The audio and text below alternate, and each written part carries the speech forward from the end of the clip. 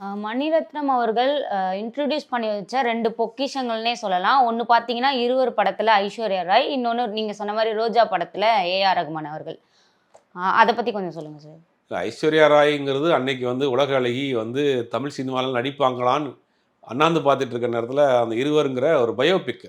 அந்த பயோபிக்கை பொறுத்த வரைக்கும் ஒரு பக்கம் மோகன்லால், ஒரு பக்கம் பிரகாஷ்ராஜ். ரொம்ப தைரியமாக அந்த பயோபிக்கை அன்றைக்கி ஆளுங்கட்சியாக திமுக இருக்கிறப்பயே பண்ணார். அதை பார்க்குறப்ப ஐஸ்வர்யா ராய் செலெக்ஷனுங்கிறது வந்து மணிரத்னம்ங்கிறதுக்காக தான் ஐஸ்வர்யா ராய் ஒத்துக்கிட்டாங்க.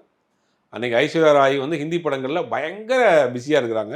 அவங்களுக்கு சவுத் இந்தியாவில் தெரிஞ்ச ஒரே டேரக்டர் வந்து மணிரத்னம் தான். மணிரத்னம்ங்கிற ஒரு இதனால தான் அவருக்கு அவங்க ஒத்துக்கிட்டாங்க. அது அவர் மேல் வச்சிருந்த நம்பிக்கை, அவர் படங்கள் மீது வச்சிருந்த நம்பிக்கை. இன்னொன்று ஏஆர் ரஹ்மான். ஏற்கனவே நான் சொன்ன மாதிரி ரேடியோ ஜிங்கிள்ஸு, விளம்பர படங்களுக்கு இசையமைச்சிட்டு இருந்தவர். ஒரு ஃபுல் படத்துக்கும் இவரால் மியூசிக் பண்ண முடியும், பேக்ரவுண்ட் ஸ்கோர் பண்ணிட முடியும் அப்படின்னு ஒரு நம்பிக்கை வச்சார்ல. அதுதான் 2 ஆஸ்கார் வாங்கினது. அப்போ இவருடைய கால்குலேஷன் சரியாக இருக்குது. இவரை இந்த கேரக்டருக்கு போட்டால் சரியாக இருக்குங்கிறத பண்ணுறாரு. இப்போ இதுக்கு பிறகு வந்து ஒரு முற்றிலும் புதுமுகங்களை வச்சு படம் பண்ணுறதாக ஒரு பேச்சு ஓடிட்டுருக்கு.